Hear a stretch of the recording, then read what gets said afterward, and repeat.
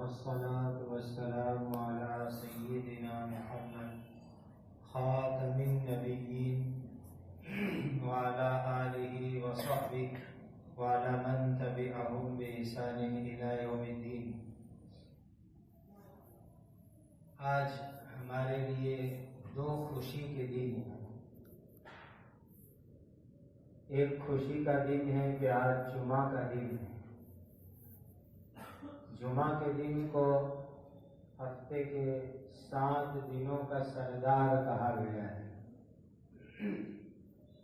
یہ ہماری مذہبی اور دینی اعتبار سے فضیلت اور خوشی اور خوبی کی بات ہے۔ حضرت آدم علیہ السلام کو جمعہ کے دن پیدا کیا گیا، جمعہ کے دن جنت میں داخل کیا گیا، اور انشاءاللہ قیامت بھی جمعہ کے دن آئے گی۔ دوسرا خوشی کا موقع یہ ہے کہ آج ہمارے ملک کا یوم جمہوریہ ہے۔ اردو میں یوم جمہوریہ کہتے ہیں، گجراتی میں ہم گنتنتر دیوس کہتے ہیں، انڈیپینڈنٹ ڈے آف انڈیا اس کو انگلش میں کہتے ہیں۔ یہ بھی ایک واقعتاً خوشی کا دن ہے۔ 15 اگست اور 26 جنوری میں فرق کیا ہے، وہ بھی ایک سمجھنے کی چیز ہے۔ اور دینی بھائیوں، ان باتوں کو سننے سے پہلے اپنا دماغ اور دل اور سوچ صاف کر لو۔ راجکارن کی، سیاست کی، پولیٹک کی بات نہیں ہے، یہ خالص ایمان، اسلام اور دین کی بات میں آپ کے سامنے کر رہا ہوں۔ اس لیے کہ اس وقت پورے ملک میں، پورے بھارت میں، پورے انڈیا میں جتنی مسجد ہے، جتنے مدرسے ہیں، جتنے تبلیغی مرکز ہیں، جتنے دین کے کام ہو رہے ہیں، اذان ہو رہی ہے، کھلم کھلا دین کی تبلیغ اور محنت ہو رہی ہے، وہ بھارت دیش کے سنویدھان، بندھارن، دستور اور کانسٹیٹیوشن آف انڈیا کی برکت سے ہے۔ اس کو اچھی طرح سمجھ لو کہ بندھارن کیا چیز ہے۔ آپ کی ایک سوسائٹی ہوتی ہے تو سوسائٹی کا ایک قانون ہوتا ہے کہ یہ سوسائٹی میں یہ قانون ہوگا۔ کوئی کمیٹی بنتی ہے تو اس کا ایک قانون ہوگا۔ ہماری مسجد بنتی ہے تو پہلے اس کا قانون بنتا ہے، اس کو ہم چیریٹی بورڈ میں یا وقف بورڈ میں رجسٹریشن کراتے ہیں، اس کے مطابق سوسائٹی چلتی ہے، کمیٹی چلتی ہے، مسجد مدرسہ چلتا ہے۔ تو اتنا بڑا ملک ہے، اتنا بڑا دیش ہے، تو اس کو چلانے کے لیے بھی کوئی قانون چاہیے۔ اس قانون کا نام ہے دیش کا بندھارن، دیش کا دستور، دیش کا سنویدھان اور کانسٹیٹیوشن آف انڈیا۔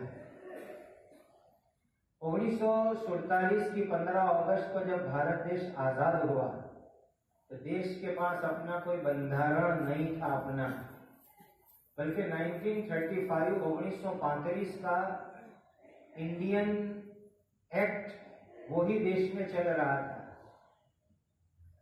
1947 کے نومبر مہینے میں ایک بندھارن بنانے کے لیے ایک کمیٹی بنی، اور اس کمیٹی نے اگست ہی کے مہینے کے اندر 15 اگست کو آزادی ہوئی، 29 اگست کو ایک کمیٹی بنی دیش کا بندھارن بنانے کے واسطے۔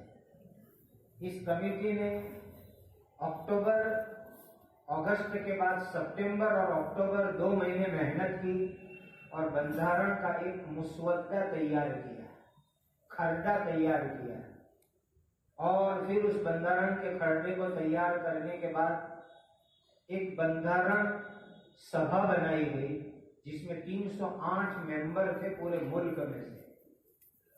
انہوں نے تقریباً 2 سال سے زیادہ اس کے اوپر ڈیبیٹ کی، چرچا وچارنا، بحث کی، اور 2 سال سے زیادہ محنت کرنے کے بعد 1950 میں 24 جنوری کو دیش کے بندھارن کی انگلش اور ہندی کاپی کے اوپر پوری بندھارن سبھا کے 308 ممبر نے سگنیچر کیے، اور اس کے 2 دن کے بعد یعنی 26 جنوری کو 24 جنوری 1950 کو بندرن فائنل ہوا اور اس کے اوپر 308 ممبروں نے سگنیچر کی، اور 26 جنوری 1950 کے دن وہ بندرن پورے ملک کے اندر قانون کی حیثیت سے جاری ہوا، اور لارڈ ماؤنٹ بیٹن جو بھارت کے گورنر جنرل تھے برٹش سرکار کی طرف سے، ان کو ہٹا کر کے ڈاکٹر راجندر پرساد کو بھارت کا پہلا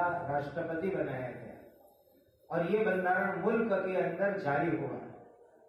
ہمارے دیش کا جو بندرن ہے، میں اللہ کے گھر میں کھڑے ہو کر اللہ کو گواہ رکھ کے کہتا ہوں، بہت سارے مسلمان کہلانے والے ملکوں میں اور دیش میں ایسا بندرن نہیں ہے جو ہمارے بھارت دیش کا بندرن ہے۔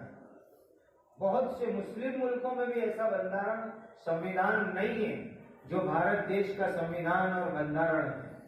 اس بندرن بنانے والی کمیٹی کے اندر کچھ مولوی بھی تھے، حضرت مولانا سید ابوالکلام آزاد رحمۃ اللہ علیہ، مولانا حسرت موہانی، حضرت مولانا حفظ الرحمان صاحب سہاروی۔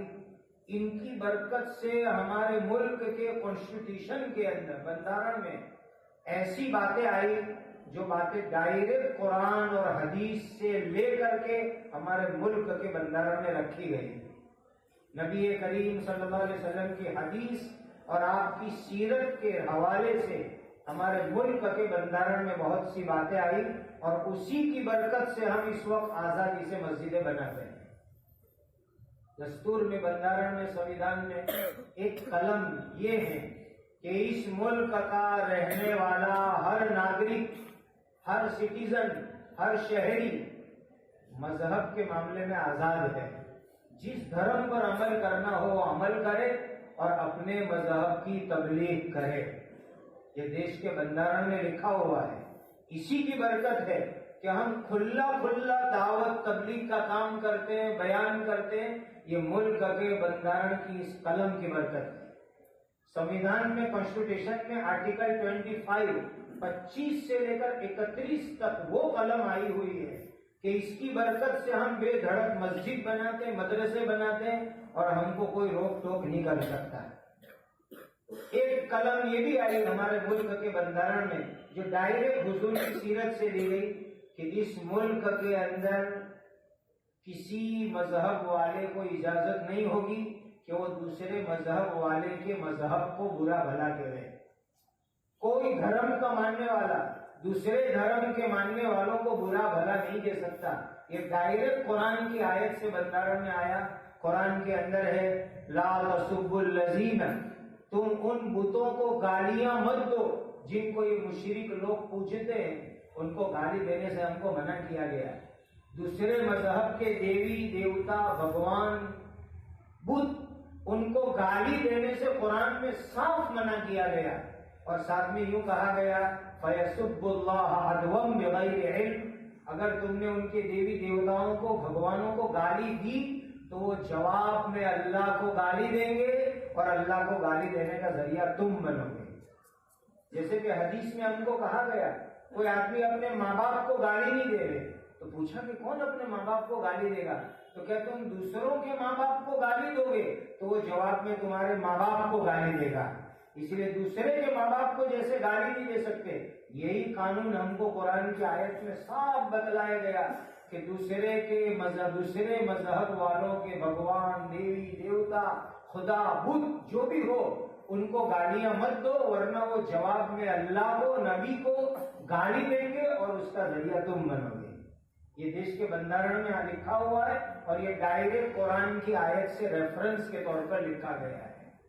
ایک اور چیز ہمارے ملک کے بندرن میں، سمویدھان میں ہے کہ یہاں پر مساوات ہوگی، برابری ہوگی، جس کو ہم گجراتی میں کہتے ہیں سمانتا، equal rights for all our religion and people، یعنی اس ملک میں رہنے والے جتنے بھی دھرم ہیں، جتنے بھی انسان ہیں، ان سب کو برابر برابر کے حقوق ملیں گے، سمانتا ملے گی۔ یہ بھی اسلام کی مبارک تعلیم ہے۔ ہمارے دین کے اندر کسی اسلامی ملک میں اگر کوئی کافر بھی رہتا ہو تو اس کافر کو ان کے مذہب پر عمل کرنے سے ہم نہیں روک سکتے۔ ہمارے ملک کا ہمارا قانون ہے، فقہ کی مسئلے کی کتابوں میں لکھا ہے کہ اگر مسلمانوں کے ملک میں کافر لوگ اپنے محلے میں شراب بیچے یا خنزیر سور کاٹ کے بیچے، اب نہیں روک سکتے ان کو، ان کے لیے آزادی ہوگی۔ یہ چیز ہمارے ملک کے سنویدھان میں آئی، بندرن میں آئی، یہ اسلامی قانون میں سے آئی کہ اس ملک کا رہنے والا ہر ناگرک چاہے کسی بھی مذہب کا ماننے والا ہو، ان کے لیے ایکول رائٹس ہے، سمانتا ہے، برابری کے حقوق ہے، یہ ملک کے بندرن کے اندر لکھا ہوا ہے۔ ایک آرٹیکل یہ بھی آئی قلم کہ بھائی کسی سے کچھ ادھر ادھر بات ہو جائے تو اس کو معاف کرنے کا جذبہ رکھو، یہ بھی ملک کے سنویدھان کے اندر ہے۔ تو آرٹیکل 25 سے لے کر 31 تک، 25 سے لے کر قلم 31 تک ہمارے ملک کا بندرن بنانے والوں نے وہ آرٹیکل رکھی کہ جس کی برکت سے آپ ہم ماشاءاللہ اذانیں دے رہے ہیں، مسجدیں بنا رہے ہیں، مدرسے بنا رہے ہیں، جماعتیں چلتی ہے، خانقاہیں آباد ہے، تبلیغ اور بیان کھلم کھلا ہم کرتے ہیں، یہ ملک کے بندرن اور دستور کی برکت ہے۔ اس لیے مسلمانوں کو یہ سب چیزیں سمجھنی چاہیے کہ 26 جنوری ہے کیا چیز، اور دیش کا بندرن ہے کیا چیز، اور انڈیپینڈنس ہے کیا چیز، لوکتنتر ہے کیا چیز، یہ سب چیزیں ہمیں جاننی اور سمجھنی چاہیے۔ اس لیے کہ اس کی برکت سے اس ملک میں ہمیں بڑے فائدے ہیں۔